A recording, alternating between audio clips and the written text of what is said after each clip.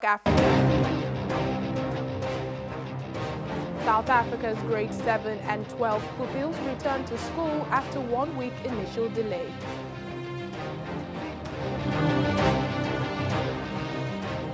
South Sudan's Vice President Riek Machar and wife recovers from COVID-19.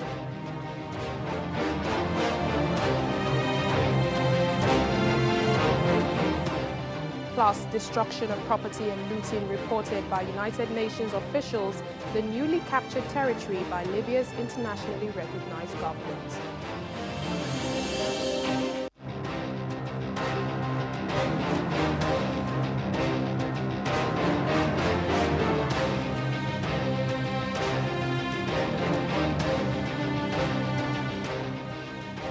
Hello and welcome to the program. I'm Layo Adegoke.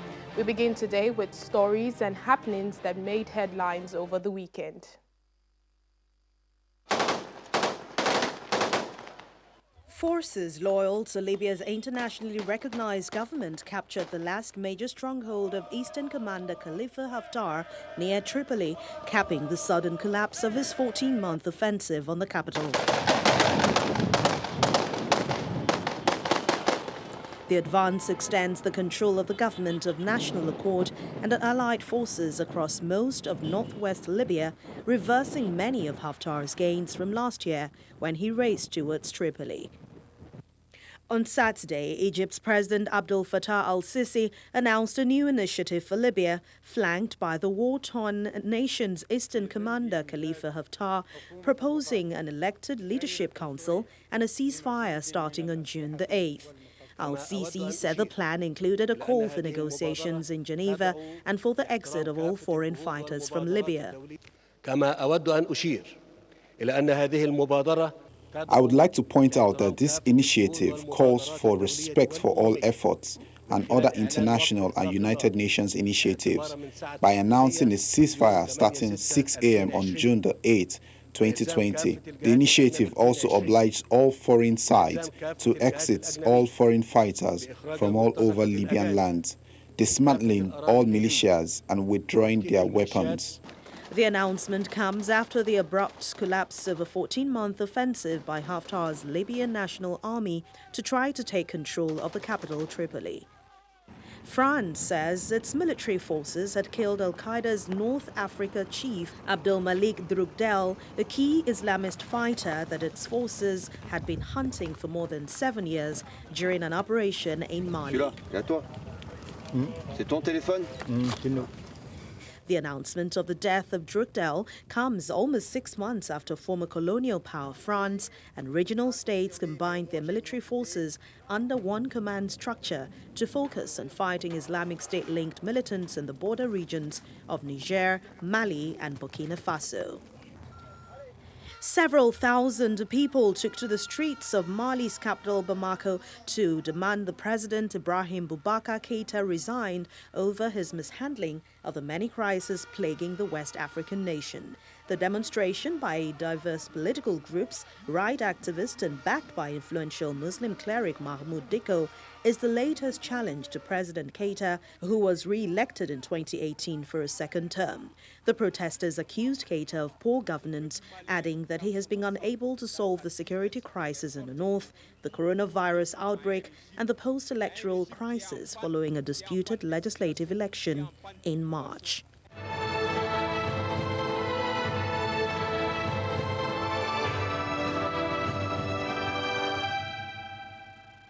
We begin our coronavirus coverage with the latest figures from Africa. The continent's COVID-19 cases now stands at 189,677. From that figure, 101,494 are the active confirmed cases. More than 82,000 people have recovered, and the death toll stands at over 5,100. South Africa still has the highest number of cases on the continent, standing at 48,285.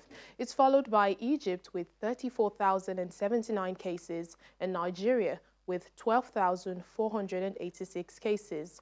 Algeria and Ghana is next with 10,154 and 9,638 cases each. Meanwhile, the countries with the most fatalities are Egypt with 1,237, South Africa 998, Algeria 707, Sudan 359, and Nigeria 354. South African schools are reopening after government eased lockdown measures, with the education minister saying 95% of the learning institutions have met requirements for safe reopening. The government has disinfected school premises and distributed masks and personal protective gear. School administrators are ensuring that students are adhering to social distancing, washing of hands, and having their temperatures checked on arrival. Minister Angie Motshega said they are working on schools that are not ready for reopening, with the biggest challenge being the sanitation of premises. Not all 96.6% ready schools are 100% ready, but schools have reopened in South Africa for grades 7 and 12. Not all parents have confidence in the assurances given, but many are willing to try as government tests the waters in reopening schools amidst a raging debate over COVID-related concerns. Quietly, I'm not comfortable because we don't know what's going to happen to our kids. But at the same time, life must go on. The school's really done well. My concern is the anxiety levels, what they've got to catch up on now. And the kids are close to burning out. I feel excited. I think that it's important for them to go back to school. They can't stay home forever. We visited a number of schools around Johannesburg, some along with Basic Education Minister Angie Motshega, who seems cautiously confident about preparations and plans in place. It was not easy to reorganize ourselves and get the place ready, but I'm encouraged that I think the sector has managed to really find its feet to get started, so I'm very encouraged. There are still some disturbing problems of vandalism, which are likely to continue and take most of our resources because we don't have new budgets. We're using old budgets even to create this new environment. So if we're going to be going backwards and forward, it really is disturbing. But I must say I'm encouraged. Many pupils are quite excited to be back at school with their friends once more, but there's still a mixed bag of feelings of what's ahead. I feel like it's okay, but I feel like it's not safe in some way.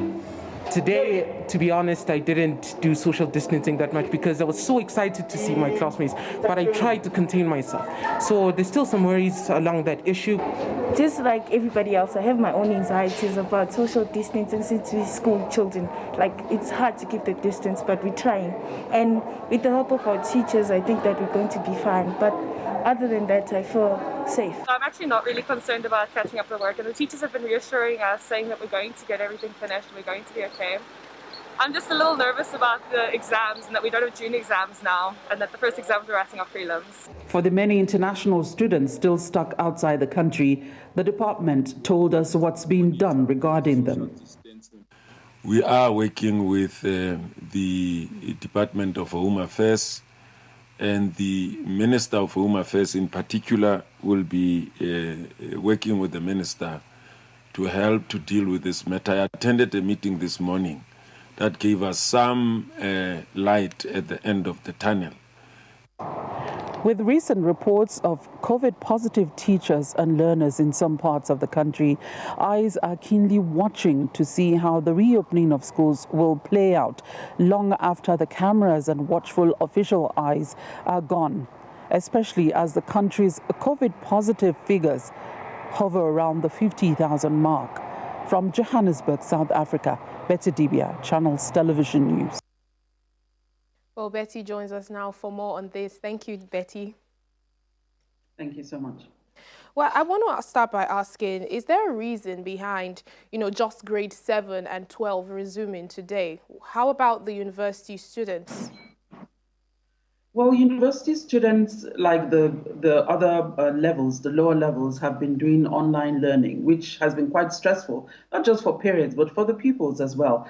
So the higher education minister has said that schools can resume, but nothing specific has been done. We expect to hear from him tomorrow because he's going to tour some of the universities, just like the basic education minister has done. So we'll hear the specifics. He had addressed the media before, but nothing concrete really can be said. Oh, is everybody going back to school? He had said people higher levels, the tertiary institutions can resume, but it's not really been like a perfect picture, for people to see. So we expect to hear the specifics from him tomorrow after he goes around some of the schools, starting with the Tswana University of Technology in Pretoria. So for the basic education, we've just seen half of it. The schools in the rural areas, they have their own challenges as well. But they're trying to start to see how we could go and make it better and better ahead. Yeah, the pupils in your reports, many of them are excited to resume. But how about their parents? What is the reaction to this? In their heart of hearts, many parents are relieved to have their children go back to school, but they're worried as well about the safety of their children with the numbers going high, the COVID numbers at 48,285 as at last night. We don't know if it would have crossed 50,000 by now. They're concerned, not just even the safety, maintaining the safety. You know how children are. The issue of social distancing. I heard one of the boys saying, I really didn't do that today. What if so many others didn't do that today and tomorrow and the day after? So these are some of the concerns of the parents. The issue of water, sanitation, parents are worried about that. Children bringing home what they didn't take to school. They're also worried about anxiety. Grade 7 is the last year of primary school. Grade 12 was still the last year of high school. They'll be going to university. There's no JAMB in South Africa. So the performance at the end of the year, matric year, there's a lot of anxiety. The suicide, anti-suicide bodies are usually on high alert because there's a high suicide rate at that time, depression, because of the anxiety and the pressure at the time. So they're trying to, the schools, the parents are worried about that, children being able to catch up and being able to just get along, as well as their safety in school. All right, then, Betty Dibia, our Channels TV South Africa Bureau Chief, thank you so much for speaking to us. Thank you, Live. South Sudan's first Vice President, Riek Machar, and his wife, who's the Defense Minister, Angelina Tenny, have recovered from COVID-19. The two tested positive for coronavirus 3 weeks ago. Local media quotes a statement from Mr. Machar's office saying that he had been discharged over the weekend, having fully recovered. The statement further said the two government officials have been discharged after the second coronavirus confirmation tests conducted on them returned negative. Well, some hotels across Egypt have been given a hygiene stamp for meeting standards set forth by the Ministry of Tourism in order to operate amid the coronavirus crisis. This includes having an on-site clinic with resident doctor, regular temperature checks of guests, and a quarantine area as they try to attract domestic tourists. Egypt suspended international flights in March and shut down restaurants, hotels, and cafes in order to combat the pandemic, which has cost its tourist sector an estimated $1 billion per month. Tourism is one of the country's main sources of foreign currency and accounts for 5% of GDP. Although airports remain closed to all but domestic and repatriation flights, 99 hotels have been allowed to reopen at a quarter of their usual capacity if they met strict health and safety protocols. With the certification of the authorities, we've, in the month of May, been able to take our occupancy up to 25%, and now in June we can take our occupancy up to 50%.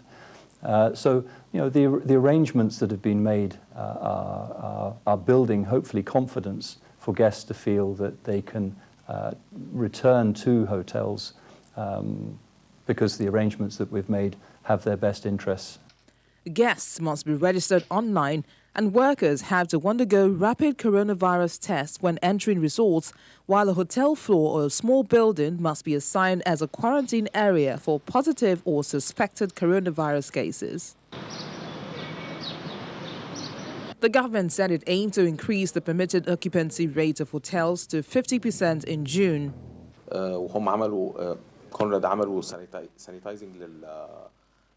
They have sanitized my bag. I have also done the keyless check-in, which is the first time this has happened and the first time I see this. Even the elevators, until I entered my room upstairs, I did not touch anything. Naveen Hamdi, who used to be a regular guest at the hotel before the pandemic, returned with her family to spend a few nights. From the very start at the gate, the security employees are wearing masks and gloves. There is no close interaction. You even deal with the reception from afar. They are taking the highest precautionary measures. Egypt has reported 34,079 coronavirus cases, including 1,237 deaths. You're watching Network Africa on Channels Television. Still to come on the program. South Africa dehorns dozens of rhinos to prevent lockdown poaching surge.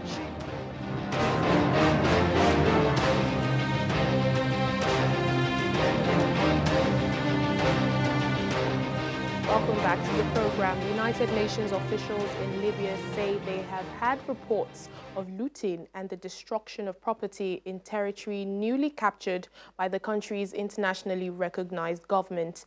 The UN said the damage to property in two towns south of Tripoli appeared to be acts of revenge and retribution. Turkish-backed pro-government militias recently seized the area from forces loyal to the renegade General Khalifa Haftar. The UN says around 16,000 people have fled the region. Well, members and supporters of South Africa's opposition party, the Economic Freedom Fighters, have staged a protest outside the U.S. Embassy in Pretoria to condemn the death of George Floyd in police custody in Minneapolis and against racism worldwide. A group of protesters, including EFF leader Julius Malema, knelt on the ground in silence, a symbolic gesture that has been adopted by many at anti-racism protests around the world in the wake of Floyd's death. Protesters carried placards reading "Black Lives Matter" and "Black people are not slaves" as they listened to Malema addressing the crowd of around 300 people, calling for solidarity with African Americans in the U.S. Demonstrators wore black T-shirts with the words "I can't breathe" as they marched through the streets. More protests took place outside U.S. consulates in Johannesburg and Cape Town.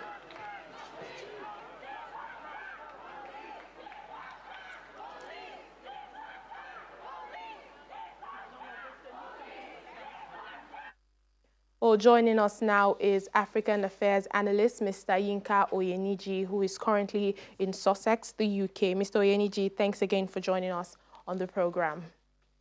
It's my pleasure. What do you make of African countries participating in the Black Lives Matter protests, known globally as the anti-racism protests? All right.